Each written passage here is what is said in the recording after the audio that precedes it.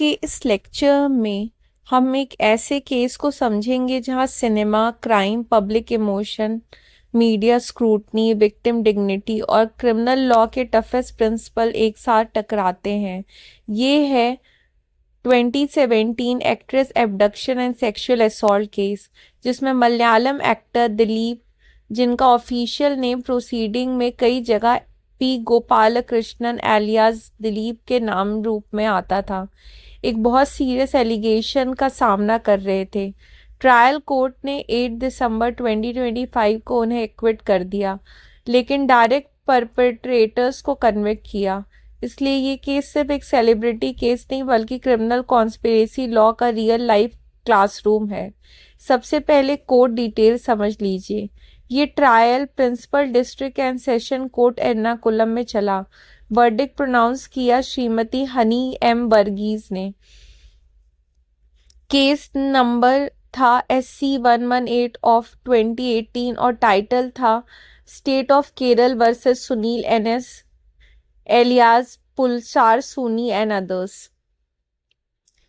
इस केस का central incident फरवरी 2017 का था, जब एक लीडिंग एक्ट्रेस को एलिजिडली मूविंग व्हीकल में एब्डक्ट करके सेक्सुअली असॉल्ट किया गया और प्रोसिक्यूशन के मुताबिक उस असॉल्ट के विजुअल्स भी रिकॉर्ड किए गए।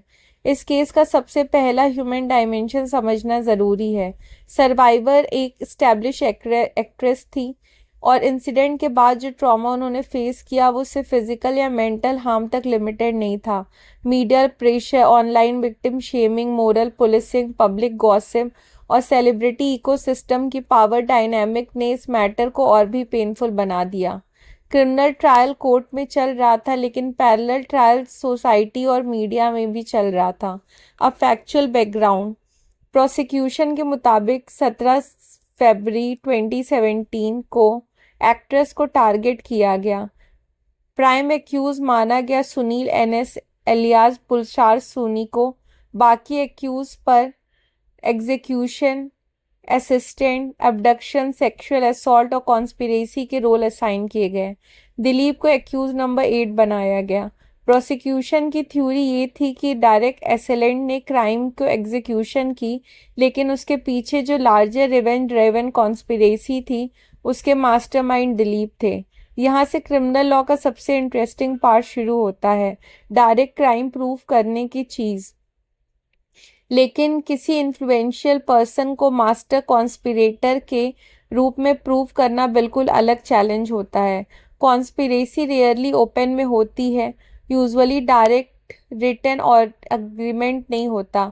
इसीलिए prosecution circumstances, conduct, motive, meetings, money trail, call detail records, tower location, oral evidence और सराउंडिंग फैक्ट पर डिपेंड करती है। लेकिन इंडियन क्रिमिनल लॉ का गोल्डन रूल है, सस्पिशन कितना भी स्ट्रांग हो, प्रूफ का सब्स्टिट्यूट नहीं बन सकता। प्रोसिक्यूशन ने दिलीप के खिलाफ क्या थ्योरी बिल्ड की? ये कहा गया कि उनका सर्वाइवर के साथ पुराना हॉस्टिलिटी पैटर्न था। एलिगेशन ये था कि कुछ इंसिडेंट 2012 और 2013 के आसपास हुए, जिनसे दिलीप में सर्वाइवल के प्रति रिजेंटमेंट डेवलप हुआ। ये भी कहा गया कि फिल्म रिलेटेड इवेंट, रिहर्सल और प्रोफेशनल सर्कल्स में टेंशन थी। प्रोसिक्यूशन ने यह भी क्लेम किया कि दिलीप और पुलसार सुनी के बीच एक्वेंटेंस बनी और बाद में वही एक्वेंटेंस क्रिमिनल कॉन्स्पिरेसी में कन्वर्ट हुई। कुछ एलिज मीटिंग होटल्स और दूसरी लोकेशन पर बताई गई। यहाँ तक कहा गया कि money consideration around ₹1.5 crore conspiracy के कॉन्टेक्स्ट में ऑफर हुई। सुनने में ये प्रोसिक्यूशन स्टोरी ड्रामेटिक लगती है और पब्लिक माइंड में आसानी से फिट भी हो जाती है, लेकिन कोर्ट रूम ड्रामा और लीगल प्रूफ अलग चीज़ें होती हैं। ट्रायल जज हनी एम वर्गीज ने इसी डिफरेंस को बहुत शार्पली अप्लाई किया। कोर्ट ने देखा कि मोटिव का नैरेटिव जो प्रोसिक्यूशन रख रहा है, क्या वो विटनेस स्टेटमेंट, इन्वेस्टिगेशन रिकॉर्ड और इंडिपेंडेंट कोरोबरेशन से लीगली सस्टेन होता है या नहीं। कोर्ट का एक मेजर फाइंडिंग ये थी कि जो स्पेसिफिक एलिगेशन, मोटिव और प्रायर इंसिडेंट को लेकर कोर्ट में बोले गए, उसमें से कई चीज़ें इन्वेस्टिगेटिंग ऑफिसर को पहले नहीं बताई गई थी। जब कोई विटनेस बाद में कोर्ट में कुछ इम्पोर्टेंट बोलता है जो पहले पुलिस स्टेटमेंट में नहीं था, तो उस ओमिशन को कभी कभी material omission amounting to contradiction माना जाता है। यानी कोर्ट के लिए ये सिर्फ छोटा गैप नहीं था, बल्कि क्रेडिबिलिटी को हिट करने वाला फैक्टर था। इसका सिंपल मतलब क्या है? अगर प्रोसिक्यूशन ये कहना चाहे कि Dilip had hatred, he wanted revenge, he had specific reasons, तो उस हेट्रेड और रिवेंज को प्रूव करने के लिए जो इंसिडेंट साइट किए गए उनका ये रिकॉर्ड पे कंसिस्टेंट होना ज़रूरी था। अगर विटनेस ने पुलिस को नहीं बताया बट कोर्ट में पहली बार बोला, तो डिफेंस नेचुरली कहेगा कि आफ्टर थॉट है। ट्रायल कोर्ट ने इसी लॉजिक को एक्सेप्ट किया। अब आते हैं एलिज मीटिंग पर। क्रिमिनल कॉन्स्पिरेसी प्रूव करने के लिए प्रोसिक्यूशन ने कहा कि दिलीप और पुलसार सूनी कुछ जगहों पर मिले, उन्होंने प्लान किया, पेमेंट हुई और रिवेंज प्लॉट एग्जीक्यूट हुआ। लेकिन कोर्ट ने कहा कि मल्टीपल लिंक्स वीक है। कहीं सीसीटीवी कलेक्शन प्रॉपर नहीं हुई, कहीं होटल रिकॉर्ड्स नहीं लाए गए, कहीं सिर्फ टावर लोकेशन दिखाई गई। कोर्ट ने एक इम्पॉर्टेंट प्रिंसिपल रिपीट किया, सेम टावर लोकेशन में होना बाय इटसेल्फ मीटिंग प्रूव नहीं करता। आज के डिजिटल एरा में लोग एक टावर सेल टावर जोन में हो सकते हैं बिना मिले हुए। कोर्ट को इन्फेरेंस ड्रॉ करने के लिए स्ट्रॉन्गर कनेक्टिविटी एविडेंस चाहिए होता है।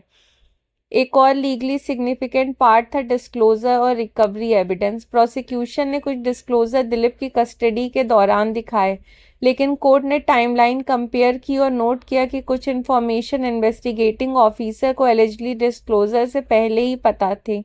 अगर ऐसा है तो लेटर डिस्क्लोजर को जेन्युइन ब्रेक थ्रू नहीं माना जा सकता।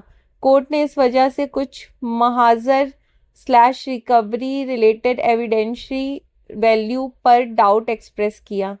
क्रिमिनल ट्रायल में क्रोनोलॉजी बहुत मैटर करती है।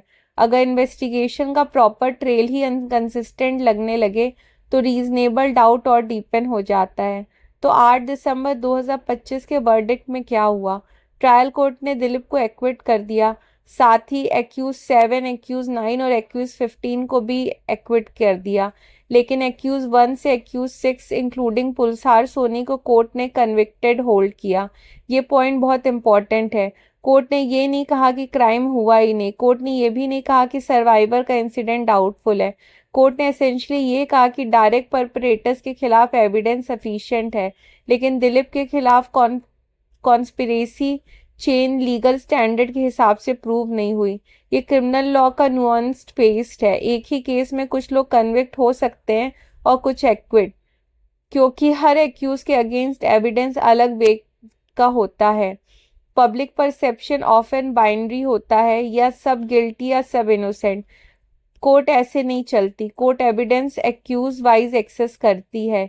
कन्विक्टेड एक्यूज पर जो ऑफेंस लगे उसमें section 120B IPC, section 340 IPC, section 354 IPC, section 366 IPC, section 354B IPC और सेक्शन 376D आईपीसी जैसे सीरियस प्रोविजन शामिल थे। बाद में उनको 20 ईयर रिग्रेस इम्प्रिजनमेंट दी गई गैंग रेप के लिए। साथ ही एलाइड ऑफेंसेस के लिए कंकरेंट सेंटेंसेस और फाइन भी इम्पोज हुए। कंपनसेशन भी सर्वाइवर के लिए डायरेक्ट की गई। इससे कोर्ट ने डायरेक्ट एसिलेंट के कंडक्ट की ग्रेविटी को स्ट्रांगली एक्नॉलेज किया। अब थोड़ा प्रोसीजरल हिस्ट्री समझते हैं, क्योंकि ये लेक्चर को डेप्थ देता है। दिलीप को जुलाई 2017 में अरेस्ट किया गया था। उनकी early bail application Kerala high court ने रिजेक्ट की थी। बेल डिनायल ऑर्डर में सीरियसनेस, विटनेस इन्फ्लुएंस की पॉसिबिलिटी और मेमोरी कार्ड रिकवरी जैसे कंसर्न मेंशन हुए थे। बाद में 3 अक्टूबर 2017 को हाई कोर्ट ने बेल ग्रांट की। यानी केस की स्टार्टिंग से ही प्रोसिक्यूशन और डिफेंस एग्रेसिवली लिटिगेट कर रहे थे। इस केस का एक मेजर सब इशू था मेमोरी कार्ड कंट्रोवर्सी। एलिगेशन था कि असॉल्ट के विजुअल्स मेमोरी कार्ड में हैं। डिफेंस ने फेयर ट्रायल ग्राउंड पे एक्सेस या कॉपी मांगी। स्टेट ने अपोज किया, विक्टिम प्रिवेसी और मिसयूज का रिस्क को हाईलाइट करते हुए। कोर्ट ने ये व्यू किया कि मेमोरी कार्ड एक मटेरियल ऑब्जेक्ट है, नॉर्मल डॉक्यूमेंट नहीं। इसीलिए सेक्शन 207 सीआरपीसी के routine supply rules automatically apply नहीं होते। ये इशू बहुत इंपॉर्टेंट है, क्योंकि ये एक्यूज के फेयर ट्रायल राइट और सर्वाइवर की प्रिवेसी राइट के बीच बैलेंस का क्लासिक एग्जाम्पल बन गया। इस लेक्चर का एक और क्रूशियल पार्ट है सर्वाइवर्स लीगल एजेंसी। बहुत बार पब्लिक केसेस में सर्वाइवर को पैसिव फिगर समझा जाता है, लेकिन यहाँ सर्वाइवर ने एक्टिव रोल किया। उन्होंने विमेन जज के सामने ट्रायल की डिमांड की, उन्होंने ट्रायल ट्रांसफर की कंसर्न उठाई, उन्होंने प्रोसीडिंग्स की फेयरनेस को लेकर ऑब्जेक्शन किया। यानी ये केस दिखाता है कि क्रिमिनल प्रोसेस में सर्वाइवर से विटनेस नहीं होती, कभी कभी प्रोसीजरल जस्टिस को प्रोटेक्ट करने के लिए खुद को भी इंस्टीट्यूशनली एजर्ट करती है। इस केस के दौरान और भी लिटिगेशन हुई। 2018 में दिलीप ने सीबीआई प्रॉब की डिमांड की, एलिजिंग बायस बाय केरला पुलिस। वो एफर्ट सक्सेसफुल नहीं हुआ। 2019 में सुप्रीम कोर्ट ने मेमोरी कार्ड एक्सेस इशू पर हियरिंग की। ट्रायल डिले को लेके भी सुप्रीम कोर्ट ने एक्सपीडियस कंप्लीशन की एक्सपेक्टेशन रखी, फिर भी केस लंबा चलता रहा। इससे हमें इंडिया के क्रिमिनल जस्टिस सिस्टम का एक हार्ड ट्रुथ समझ में आता है। हाई प्रोफाइल केसेस में डिले खुद एक पनिशमेंट लाइक प्रोसेस बन सकता है, चाहे एक्यूज्ड हो, सर्वाइवर हो या विटनेस। 2022 में एक और ड्रामेटिक टर्न आया जब सेपरेट एफआईआर में एलिगेशन हुआ कि इन्वेस्टिगेशन ऑफिसर्स को टारगेट करने की कॉन्स्पिरेसी हुई। इस सेपरेट मैटर में दिलीप ने एंटीसिपेटरी बेल मांगी और जस्टिस गोपीनाथ पी ने केरल हाई कोर्ट में प्री अरेस्ट बेल ग्रांट की, प्राइमा फेसी कॉन्स्पिरेसी मटेरियल इनएडिक्वेट मानते हुए। ये सेपरेट केस थे, लेकिन पब्लिक नैरेटिव में दोनों मैटर ऑफन मिक्स हो गए। लेक्चर में ये क्लियर रखना ज़रूरी है कि 2017 असॉल्ट केस और 2022 alleged conspiracy to kill officer case legally distinct proceedings थी। अब सबसे इम्पॉर्टेंट डॉक्ट्रिनल लेसन, कोर्ट ने एसेंशली ये कहा कि मोटिव हो सकता है, स्ट्रेन रिलेशनशिप हो सकती है, पब्लिक सस्पिशन हो सकता है, लेकिन क्रिमिनल कन्विक्शन के लिए मीटिंग ऑफ माइंड एग्रीमेंट और लिंकिंग सर्कमस्टेंसेस कन्विंशली प्रूव होने चाहिए। अगर विटनेस स्टेटमेंट इनकंसिस्टेंट है, क्रूशियल कोरोबरेशन मिसिंग है, रिकवरी स्टोरी डाउटफुल है और मीटिंग क्लियरली प्रूव नहीं होती, तो क्रिमिनल कॉन्स्पिरेसी का केस वीक पड़ सकता है। यहाँ एक डीपर ज्यूरिस्प्रूडेंशियल पॉइंट भी है। पब्लिक ऑफन सोचती है कि सेलिब्रिटी इन्फ्लुएंस के केसेस में एक्विटल मतलब सिस्टम फेल। कभी कभी वो क्रिटिसिज्म वैलिड भी हो सकता है, लेकिन लीगल एनालिसिस में हमें एक और पॉसिबिलिटी को समझना होता है। प्रोसिक्यूशन का बर्डन जेन्युइनली हाई होता है और अगर इन्वेस्टिगेशन या एविडेंस चेन में क्रैक है तो कोर्ट एक्विट करने को बाउंड होता है। क्रिमिनल कोर्ट आउटरेज से नहीं, प्रूफ से चलती है। लेकिन स्टोरी यहीं ख़त्म नहीं हुई। केरल को गवर्नमेंट ने फरवरी 2026 में हाई कोर्ट अप्रोच करके दिलीप और कुछ और एक्विटेड एक्यूज के एक्विटल को चैलेंज किया। स्टेट ने यह भी आर्ग्यू किया कि कन्विक्टेड एक्यूज को दी गई सेंटेंस इन्हेंसमेंट डिजर्व करती है, बिकॉज क्राइम ग्रेव और सोशली शॉकिंग था। इसका मतलब legal battle trial court verdict के बाद भी कंटिन्यू रही। So from a lecture perspective final line यही नहीं होगी कि केस ओवर, बेटर लाइन होगी trial court phase ended but appellant scrutiny continues. Social context में देखें तो ये केस केरल फिल्म इंडस्ट्री में विमेन सेफ्टी और पावर इम्बैलेंस की डिबेट का सिंबल बन गया। सर्वाइवर ने बाद में अपनी पब्लिक वॉइस से डिग्निटी रिक्लेम की। इंडस्ट्री के larger issues including harassment and structural silence public debate का हिस्सा बने। इसलिए दिलीप केस को सिर्फ आईपीसी सेक्शंस की केस स्टडी की तरह नहीं देखना चाहिए। ये institutional culture, celebrity privilege, victim resilience and evidentiary rigour सबका इंटरसेक्शन है। अगर इस लेक्चर को एक लाइन में सम अप करना है तो वो ये होगी, this case show that criminal law can punish the prove perpetrator yet still acquit an alleged perpetrator if conspiracy is not established beyond reasonable doubt। और इसी में क्रिमिनल जस्टिस का स्ट्रेंथ भी है और ट्रेजेडी भी।